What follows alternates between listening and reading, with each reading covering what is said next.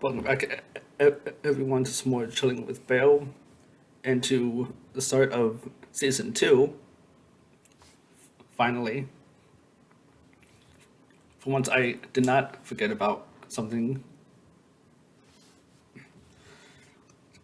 Today we have Zai Moore back. Woo-hoo-hoo. It has been a while since we've recorded something. That is very true. Today we're talking about something that I've been extremely interested in a while: the Bennington Triangle Disappearances. As someone who's done camping and has been in lots of forests, this makes me not want to go back.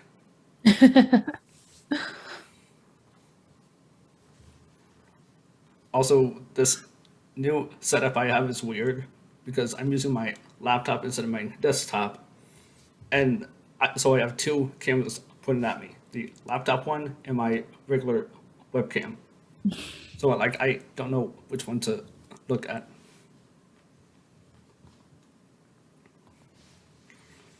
So to start it off, uh, we have the background,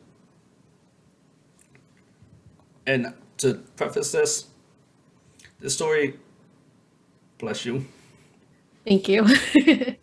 the story reminded me that Vermont is actually a place. Mhm. Yes, it is. We we don't hear much about Vermont, so it just gets pushed to the side. Hmm. Sorry to anybody who's in Vermont.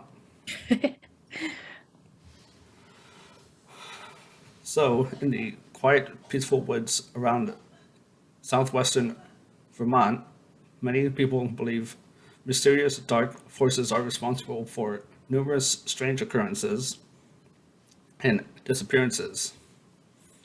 The woodlands around Glastonbury Mountain and the surrounding towns, including Bennington, Woodford, Shaftesbury, and the ghost towns of Somerset and Glastonbury, have long been the locations of unexplained and unsettling events, including a 5 year string of unexplained disappearances between 1945 and 1950.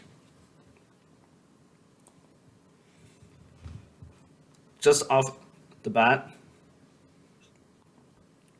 whoops, this sounds like every other horror game I've played. Yeah, sounds very creepy.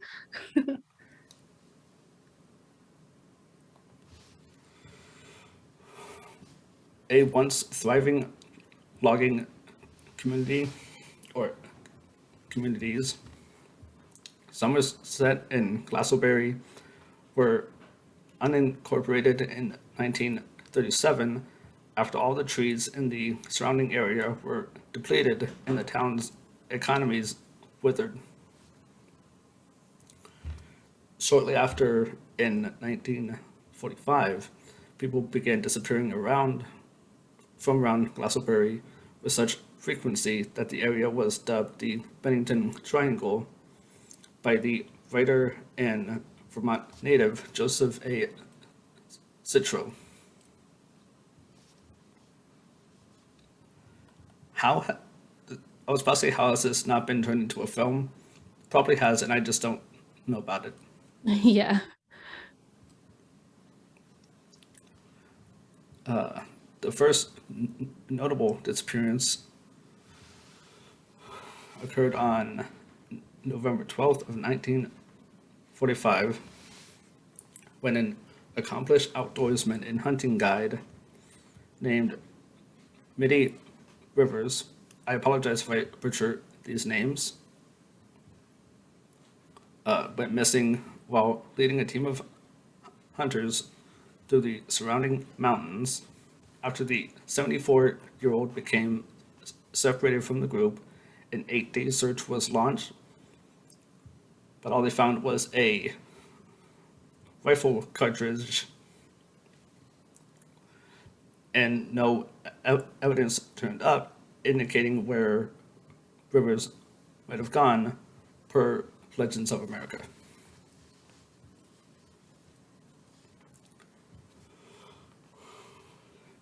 I just have to say, for 74, if you can still go on hikes and lead expeditions, you are doing something right.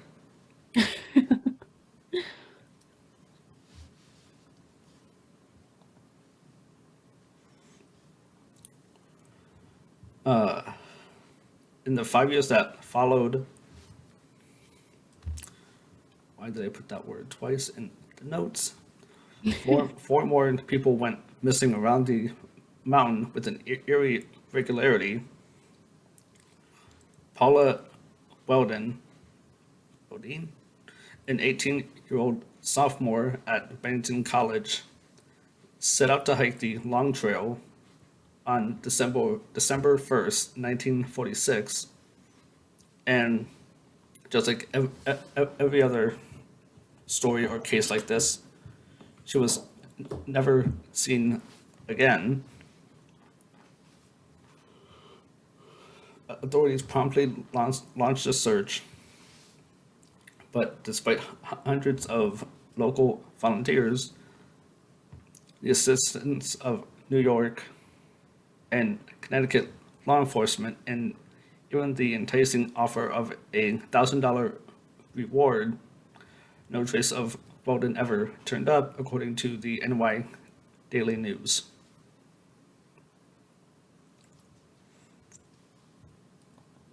Now, we'll get into the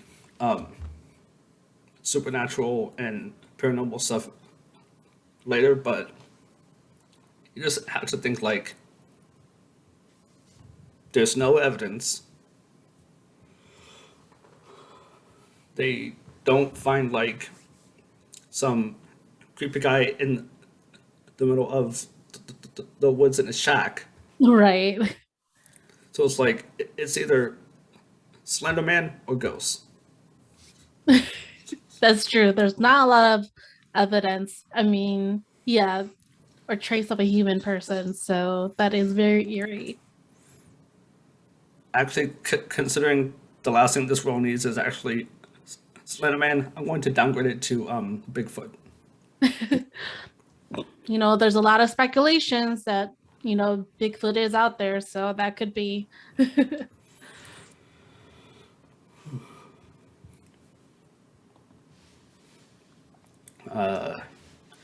Exactly 3 years to the day after Weldon's disappearance, a man named James Tedford vanished, seemingly into thin air,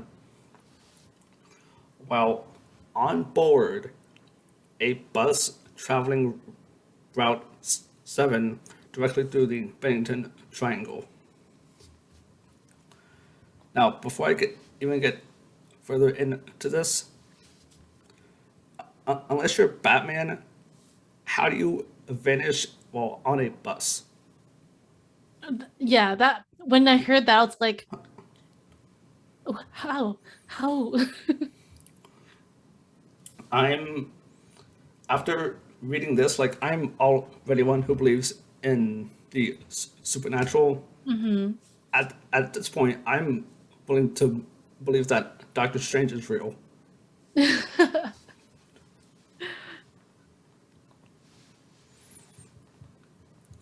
Either that or this man actually was Batman and just noped out. Yeah. Just jumped, like, threw his cape over and jumped out a window or something.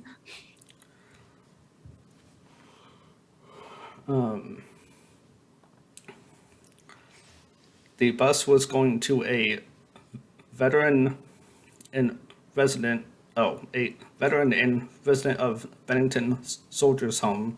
Tedford had taken a bus into St. Albans to visit relatives. He boarded a local bus and returned home, but he never got off in Bennington. Eyewitnesses, including the bus driver, confirmed he had not gotten off at the preceding stop, and his luggage and timetable were still on board the bus. Not a single passenger had any idea of what might have happened to him in the time between the last stop and pulling up in Bennington.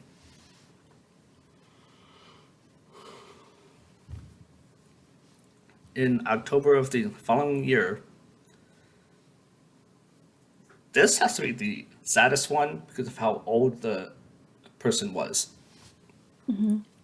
In October of the following year, an 8-year-old boy named Paul Jeffson tragically became the fourth person to disappear in the Bennington Triangle. The Jeffson family worked as caretakers for a nearby dump,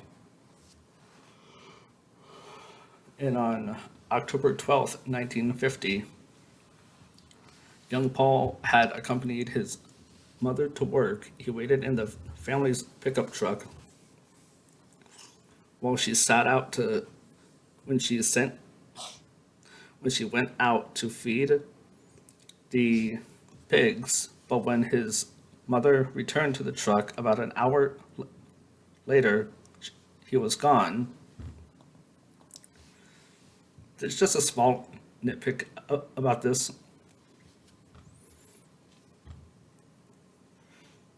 Even though I'm more than positive the area is, I can't say safe because of where this place was, Mm-hmm. relatively safe. It's parenting 101 to not leave your kid in a car for an hour. Yeah. That goes against everything I learned about watching my sister when she was young. Yeah, I would never leave a kid alone for an hour, even if they're I 8 years old. Like you I just never know. I can't even leave. Well, I don't leave my dog in a car, anyways. Right. But for an hour, Yeah. oh my god. A search party started immediately with hundreds of volunteers combing the area for any sign of the boy. A bloodhound was able to pick up Justin's scent to a nearby highway, but from there the trail went cold. While some believe this was evidence of an automobile kidnapping, probably, Mm-hmm. and others suspect the appearance of foul play. 50-50 there. Yeah.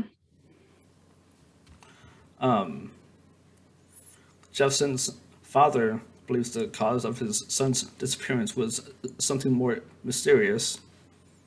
Again, 50-50 there.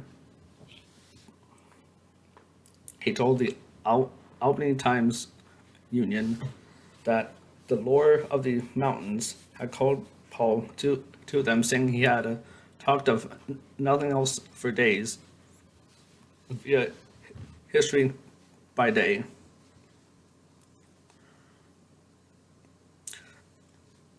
Now, if anyone has seen the old Stephen King movie, Pet Cemetery, I mean, that doesn't sound like that. Oh man, I just thought of what it could be.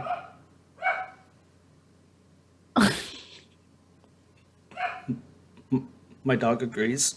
Yeah. Uh, That was very um eerie in itself as yeah, you're talking that. Yeah. the Native American legend, which not supposed to say the name, but I have to, or you guys won't know what I'm talking about. The Wendigo. Mm-hmm. Love how I mentioned that right after Pet Cemetery, when those two are completely the same.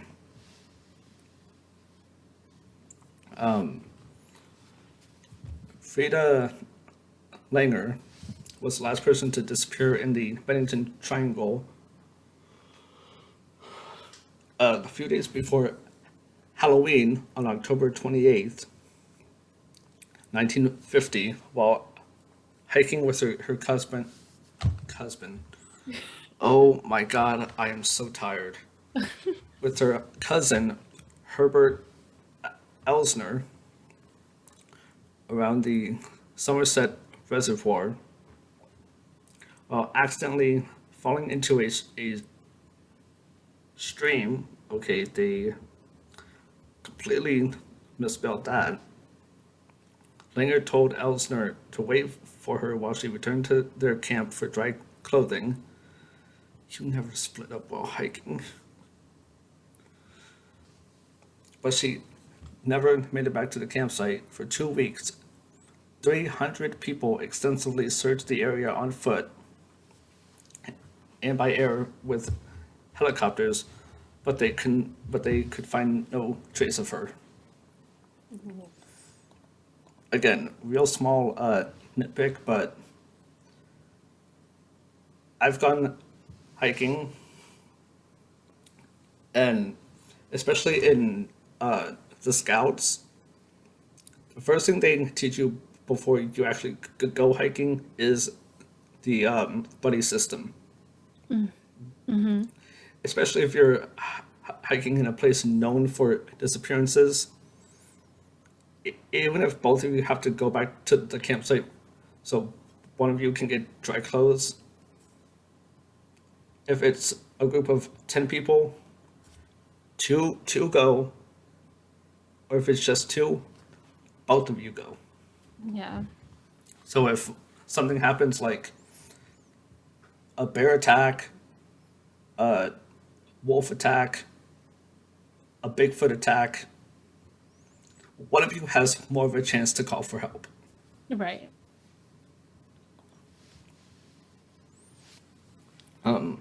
Unlike the other disappearances, however, Langer was the only missing person whose remains were discovered on May 12th of 1951. Her body was found in an open area near the very same Somerset Reservoir where she had first gone missing, and which had been thoroughly searched following her disappearance. There was no evidence to indicate a cause of death, and no way to explain why she hadn't been previously discovered, or how she might have ended up back at the reservoir with the initial search had taken place, according to History by Day. I'm going to assume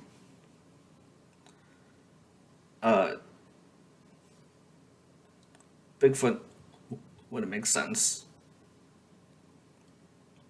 Let's just go with aliens. Beamed up, gone for a few days, beamed back down. That would explain like a disappearance and then them not being able to find a body or the person. Yeah. Small tidbit. The government is actually, I don't know if they did or they're going to have an actual like press conference and meeting for unidentified flying objects. That would be cool. I would love to know if aliens are real. I mean, I'm not saying I saw aliens like UFOs in Ohio, but I'm pretty sure I saw UFOs in Ohio. If you want to see some crazy stuff, guys, just go to Ohio. You might see a crackhead, or you might see a ghost. Both very supernatural things. After 1950, the mysterious disappearances seem to come to a stop. But it's not just the disappearances that have made people skittish about the area over the years. As far back as the 19th century, the forests surrounding Glastonbury Mountain have become a common location for reported Bigfoot sightings and other unexplained paranormal events.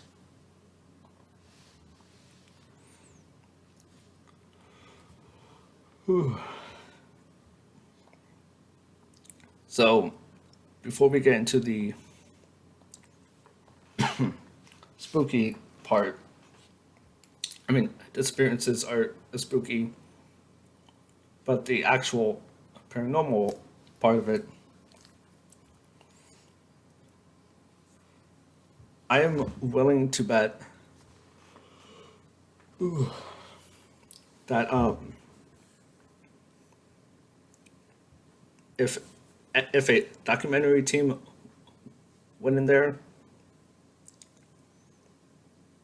somehow they would go missing, but someone would find the footage. That is like the classic horror story or thriller, kind of like what reminds me of the Blair Witch Project. Or Oh yeah. yeah, they go in there and you just see the girl breathing down the camera. If you guys want a good found footage film, Paranormal Encounters in the second one.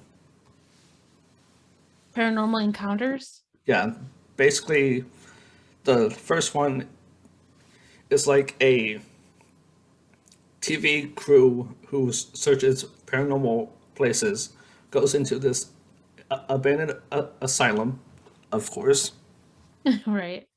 and the classic, they don't make it out. Somehow people found the footage, or like one guy makes it out, turns the footage into a film. Then the second one, I guess I should have done a spoiler warning for the first one. That's true. Basically, the second one is, like I said, it gets turned into a film, and this, in the second one, this college kid who's a little on the cuckoo side,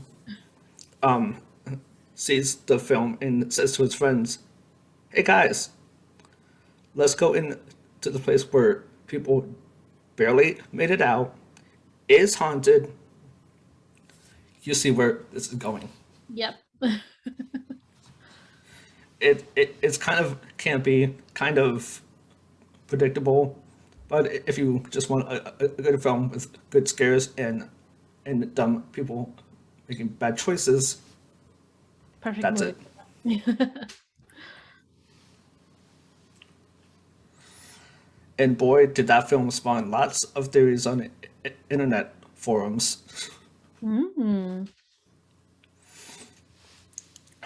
So, in the early 1800s, stranded stagecoach passengers reported being attacked by a huge, hairy creature that stood over 6 feet tall.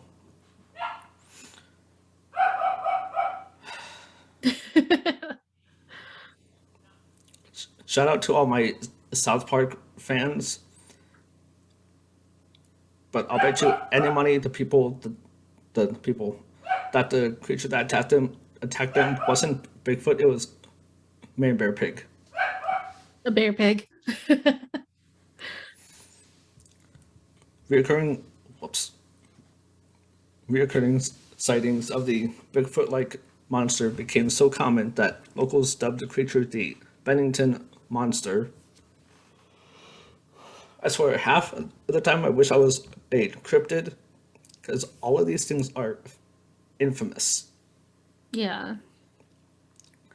I thought the point of monsters was supposed to be scared of them, not going out trying to find them. Right. Imagine if Godzilla was real. The sea would be packed. Along with the destruction of cities, but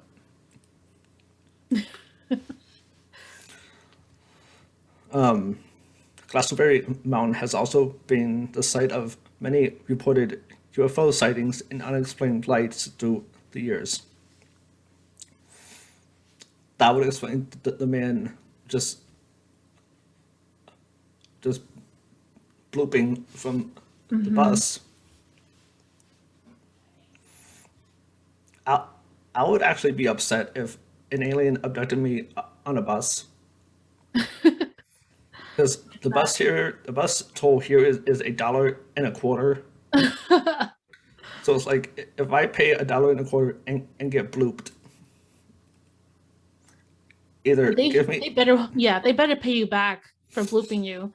or just be like Guardians of the Galaxy, take me Oh, take me to the universe. there you go. According to Legends of America, a Native American curse is one of the possible explanation people have given for these strange disappearances. Again, either UFOs, Bigfoot, or a Native American curse.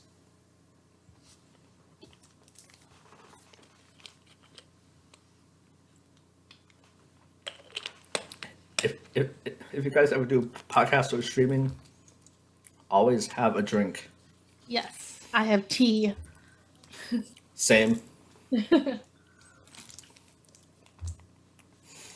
Georgia sweet iced tea can't be beat. Turmeric, ginger, and lemon tea.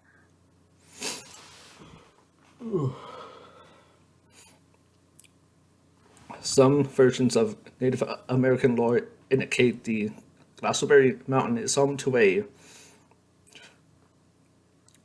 This got a bit of a chuckle out of me just because of how odd it sounds.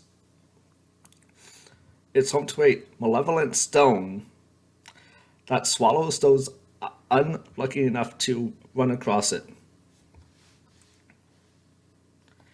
If anyone has played Skyrim, Bloodborne, any games like that, tell me that doesn't sound like a monster you would run across in those games.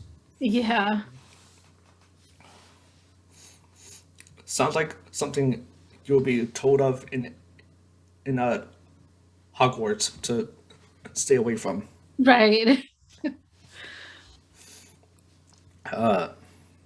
Others suggest the land is cursed because the site where all four winds meet. Okay. Still, more theories suggest a more practical explanation, such as the existence of a serial killer who stalked the. What? Oh my god. Okay. But Speedrun time. A serial killer who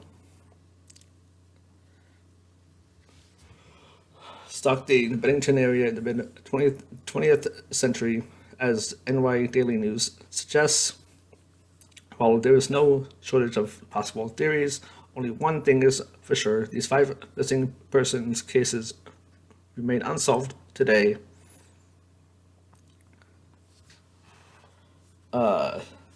There have been no disappearances there for 70 years. The sense of mystery and malevolence lingers, and many people still feel a sense of unease when they cross into the Bennington Triangle. I'm sure they do. I would too. And I'm sure a serial killer can make a man disappear without getting off the bus. Right. Right. I'm sure someone would see.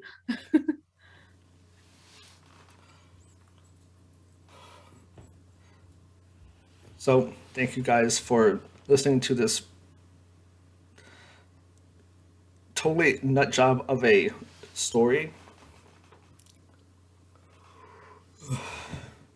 I I swear, if this hadn't been turned into a film,